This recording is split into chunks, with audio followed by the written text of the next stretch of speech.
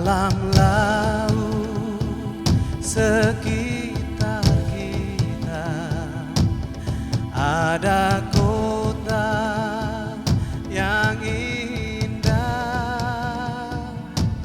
terumbu karang, harta bahari, sumber daya berharga. Ya, kali ini saya coba akan menjelaskan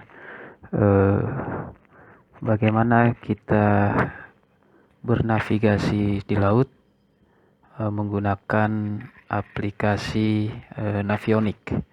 Jadi aplikasi Navionic ini sangat berguna sekali untuk ataupun kapal-kapal yang belum dilengkapi dengan standar alat, yaitu berupa EGDIS atau GPS map dan lain-lain yang harganya ya lumayan mahal.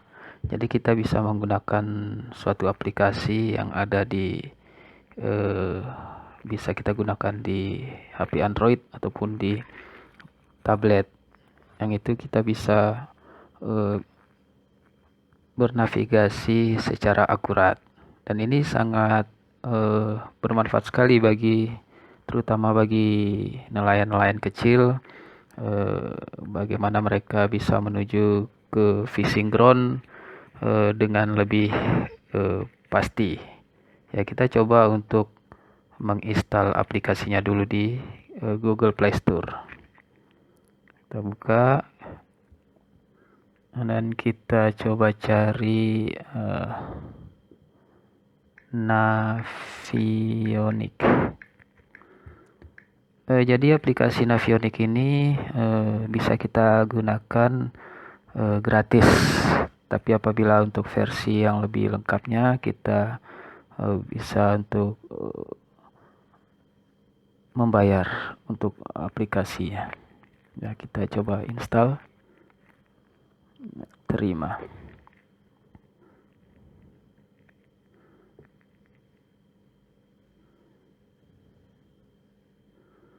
Ya, di sini kita harus terhubung dengan jaringan internet. Ya, untuk menunggunya videonya kita skip supaya tidak terlalu lama kita menunggu.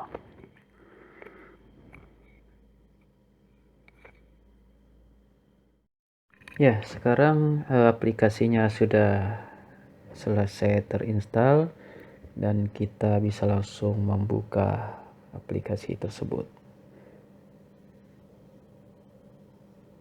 Ya, kita menunggu beberapa saat untuk proses loading. Ya, saat pertama kali aplikasi ini dibuka, jadi di situ ada keterangan ya. Jadi untuk versi gratisnya kita dikasih tenggat waktu. Jadi ada beberapa waktu, berapa hari untuk kita coba gratis. Kita continue.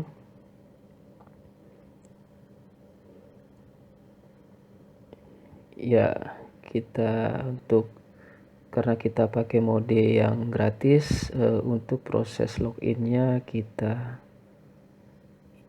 not no aja ya.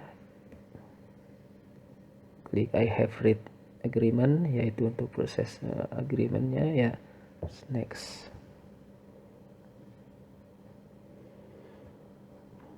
Ya, oke. Sekarang untuk petanya sudah terbuka, tapi di sini kita belum bisa mengetahui secara detail tentang kondisi perairan tersebut karena untuk peta lautnya kita belum mendownload. Jadi kita mendownload dulu peta lautnya. Kebetulan kita berada di daerah NTB, yaitu tepatnya di Pulau Sumbawa, yaitu di Kecamatan Alas. Jadi apabila kita ingin bernavigasi lumayan jauh antar pulau atau antar provinsi atau antar negara, kita bisa mendownload petanya yang lebih luas lagi. Tentu saja apabila petanya terlalu luas, ya akan membutuhkan kapasitas memori yang lebih besar. Jadi untuk sebagai contoh, saya akan mendownload peta yang tidak terlalu luas ya sekitar wilayah Kecamatan Alas ini. Kita anggap kita akan bernavigasi untuk mencari ikan di sekitar sekitar Teluk Bungin ini. Ini adalah sebagai fishing base-nya, dan nanti kita fishing ground-nya berada di atas sekitar Pulau Panjang. Jadi ya kita mendownload petanya tidak usah terlalu luas. Ya, kita bisa memperbesar area yang akan kita download. Ya kita anggap segini. Setelah itu baru kita proses download.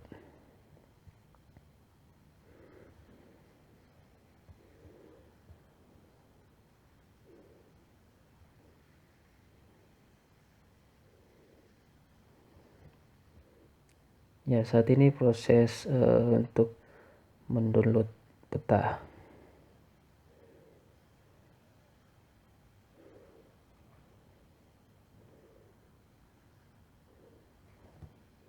Karena arealnya tidak terlalu luas ya, jadi kita untuk kapasitas yang dibutuhkan untuk peta tersebut ya cukup kecil. Jadi tidak membebani memori lah. Nah, di sini setelah petanya sudah terdownload, maka akan terlihat jelas bentuk dari perairan yang akan kita lalui.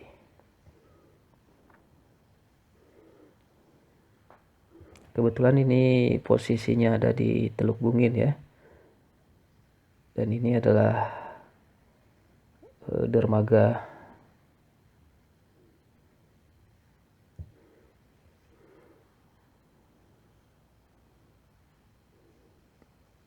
ya, kita sambil tunggu. Oke, jadi nanti kita simulasikan atau kita contohkan nanti fishing base-nya berada di sekitar sini, dan fishing ground-nya berada di bagian utara Pulau Panjang. Ya, di kira-kira sekitar sini ya. Tidak usah terlalu jauh lah, kita contohnya kita akan berlayar ke perairan ini.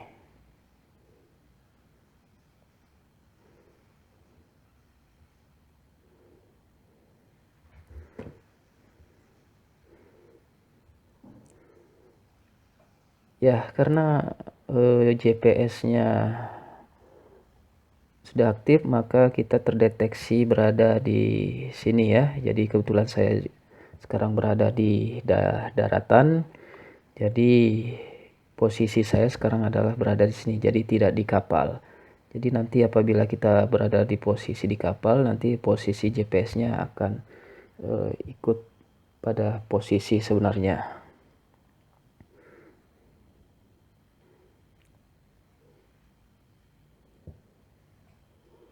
Oke, sebelum kita membuat rute pelayaran, kita harus untuk lebih akuratnya ada beberapa data yang harus kita masukkan. Tapi apabila kita cuma ingin membuat rute saja ya tidak perlu. Tapi kalau untuk lebih akurat, kita harus memasukkan beberapa data kapal. Ya, kita pilih root. Nah, kita memilih manual edit. Ya, jadi di sini ada keterangan dari kapal yang kita gunakan. Jadi apabila kita mau lebih akurat tentang perjalanan dan perhitungan bahan bakar, kita bisa memasukkan data-data kapalnya, yaitu contohnya ini adalah panjang kapalnya kira-kira berapa meter. Ya, kita ambil contoh sekitar 12 meter ya. Terus beam ya, lebar kapal kita ya isi 6 meter. Ini sebagai contoh, nanti untuk detailnya bisa menyesuaikan dengan kapal yang digunakan. Nah, terus draftnya ya kita taruh 3. Terus konsumsi bahan bakar liter per hour. Jadi jumlah pemakaian bahan bakar per jamnya. Jadi kita taruh contohnya 5. Dan kecepatan kapal 7 knot untuk maksimalnya. Oke, kita selesai.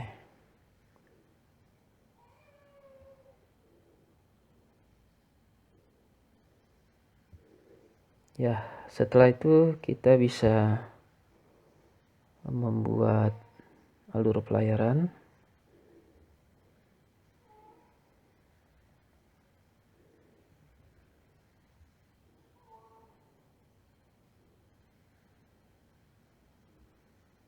Ya, manual.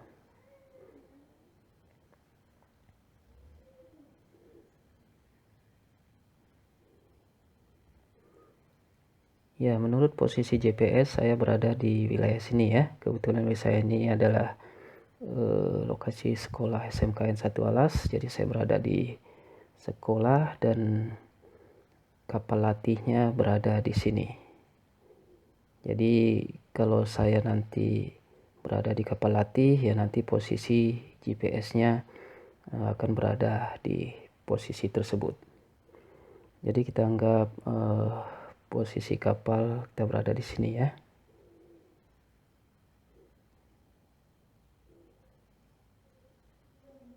Ya. Jadi kita beri notasi untuk titik ini adalah kita beri di fishing base. Ya. Jadi untuk membuat rutenya kita cukup menekan dan menahan beberapa detik untuk membuat titik koordinat untuk alur pelayarannya. Jadi perlu diperhatikan ya, kita memilih jalurnya harus kita perhatikan kedalaman dari perairan tersebut. Apalagi ini adalah perairan yang sempit ya, di mana banyak batu karang. Jadi kita harus berhati-hati dalam membuat alur pelayarannya. Ya, kita anggap ini, kita tekan dan tahan. Ya, jadi ini adalah waypoint satunya. Jadi ini adalah fishing base. Ini waypoint 1. Kita sini waypoint 2. Dan seterusnya. Ya, jadi kita membuat beberapa titik.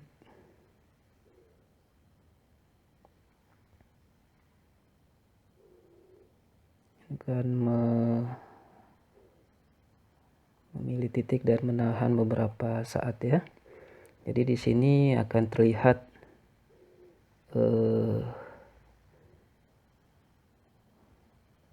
posisi dari titik yang kita buat.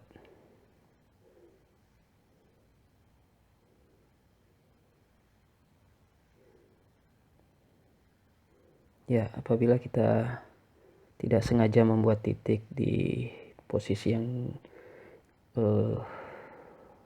tidak diinginkan, kita bisa memilih titik tersebut dan menghapusnya.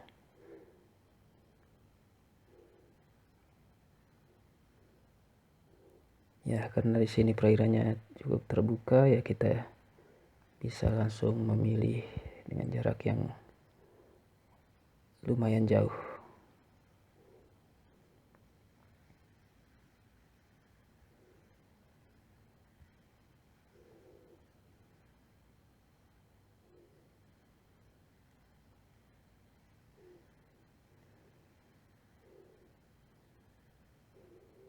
Ya, jadi ini ada berapa titik ya? 10, 11, 12 titik.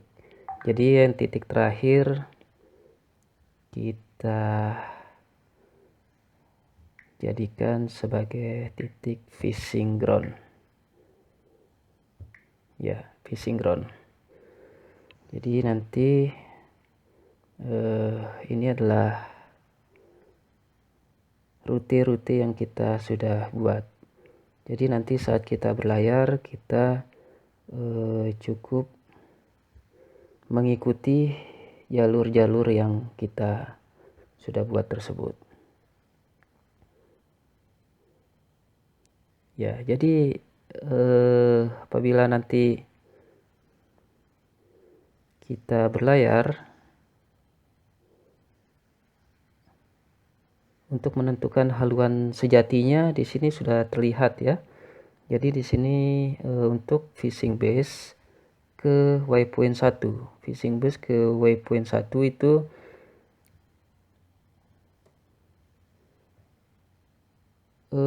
haluan sejatinya adalah 4 derajat. Jadi kita bisa mengarahkan kompas kita ke posisi 4 derajat. Terus dari waypoint 1 ke waypoint 2 itu haluannya adalah 349 derajat. Jadi setelah berada di posisi sini, kita bisa memutar atau olah gerak ke 349.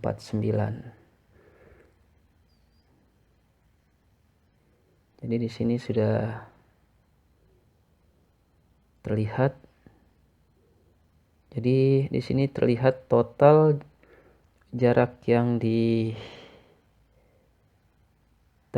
dari fishing base ke fishing ground adalah jaraknya 9,6 nautical mil.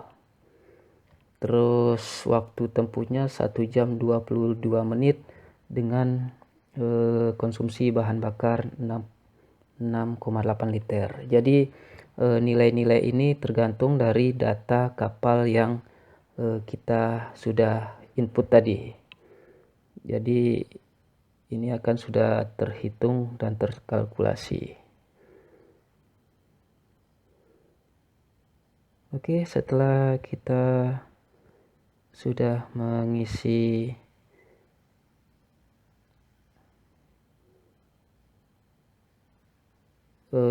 titik-titik koordinatnya, ya kita bisa langsung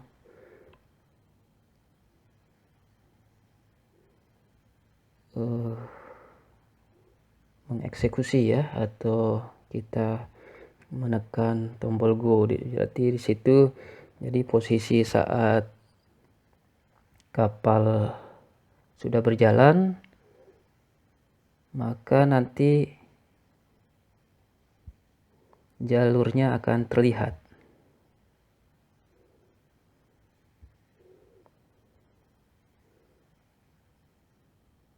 Ya, nanti posisi GPS ini akan berada di apabila kita berada di atas kapal, maka posisinya sesuai dengan posisi di atas kapal. Jadi kita tinggal mengikuti jalur-jalur yang sudah kita buat. Nah, apabila kita kebalikan dari posisi tadi, jadi dari perjalanan pulang dari fishing ground ke fishing base, kita tinggal membalikkan posisi. Ya, contohnya kita sudah selesai melakukan penangkapan di fishing ground dan kita akan melakukan perjalanan pulang. Maka nanti di sini kita tinggal balikan. Jadi posisi tadi yang fishing base menuju fishing ground dan sekarang menjadi fishing ground ke fishing base. Ya. Jadi di situ akan terjadi perubahan haluan sejati. Ya. Jadi di sini dari titik fishing ground ke 1 ya. 1 nanti sini. 1 ini ya. 1 ini haluannya 76 derajat. Jadi jaraknya adalah 1,8 nautical mil. Ya. Jadi itu ya. Jadi setelah kita dari fishing ground kita bisa membalikkan prosesnya. Oke, kita kembali ke daerah fishing base.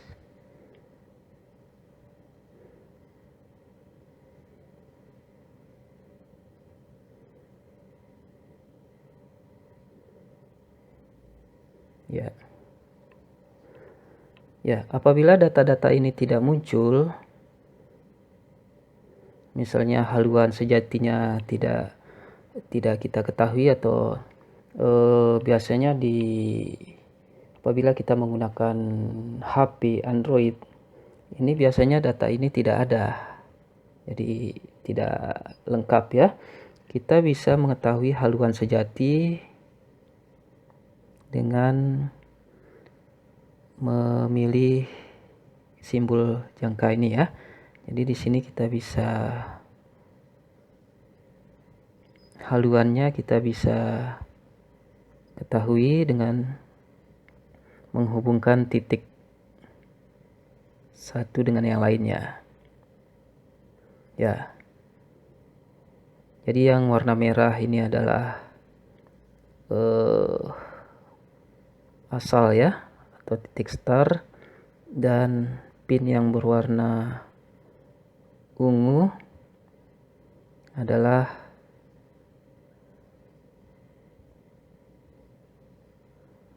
tujuan. Karena ini prosesnya agak lambat ya.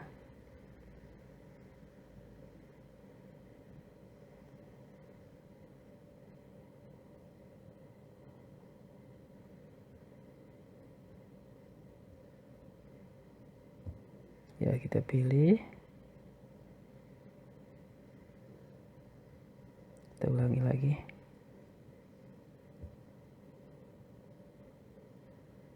Ya, kita usahakan titiknya pas ya. Ya, di sini headingnya 5 derajat ya. Ya, karena ini posisinya tadi agak menyimpang. Di sini yang sebenarnya 4 derajat. Ya, tapi kurang lebih ya 5 derajat dengan jarak 0,7 nautical mil. Di sini 0,8 ya. Jadi karena ini ada penyimpangan ya. Jadi akurat atau tidaknya tergantung kita menitik di sini. Jadi yang warna merah adalah asal dan warna ungu adalah tujuannya. Jadi apabila kita nanti proses kembali, kita bisa mulai titiknya startnya dari titik ini dan sini. Jadi nanti proses untuk haluannya akan berubah. Oke, setelah kita sudah membuat haluannya, alur pelayarannya, kita bisa memilih start. Ya, kebetulan saya berada di darat ya, jadi di sini tidak bergerak ya. Jadi nanti saat ini sudah kapalnya bergerak, maka posisi GPS ini akan juga bergerak dan akan kelihatan berapa kecepatan kapal dan jarak yang sudah ditempuh. Oke, jadi apabila kita selesai menggunakan rute ini, kita bisa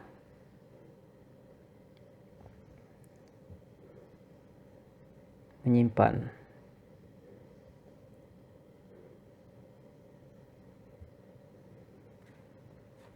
Ya, kita stop ya.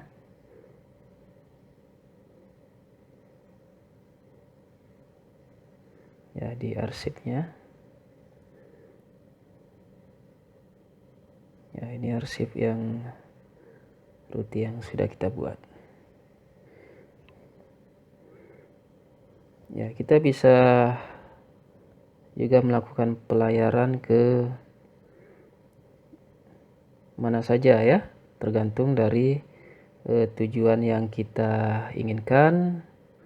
Dan yang terpenting adalah kita harus mendownload map sesuai dengan tujuan kita. Jadi seperti ini, apabila kita berlayar di sekitar wilayah ini, ya kita bisa masih petanya masih bisa muncul ya. Tapi apabila kita sudah melewati daerah sini, ya kita petanya tidak terlalu nampak telitinya ya. Jadi kita harus mendownload lebih luas lagi.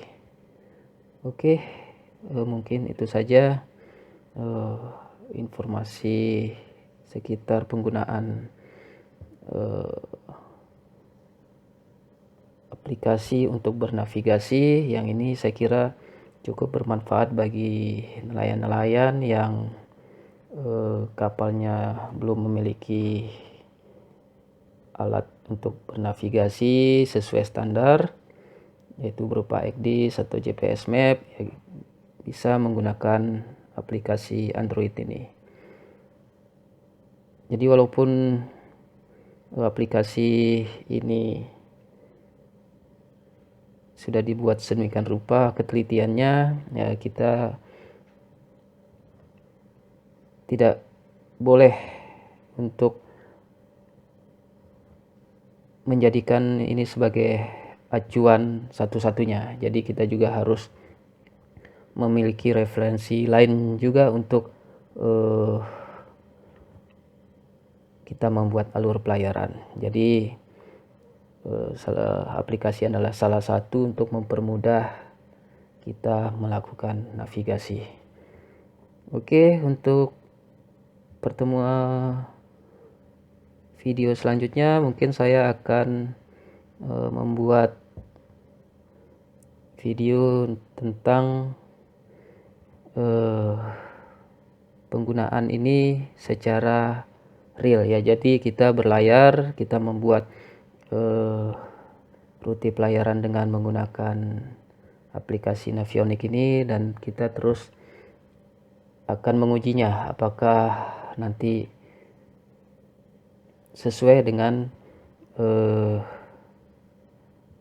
kondisi sebenarnya. Jadi nanti kita bisa bandingkan dengan alat navigasi yang memang khusus berada di kapal, yaitu berupa ECDIS ya.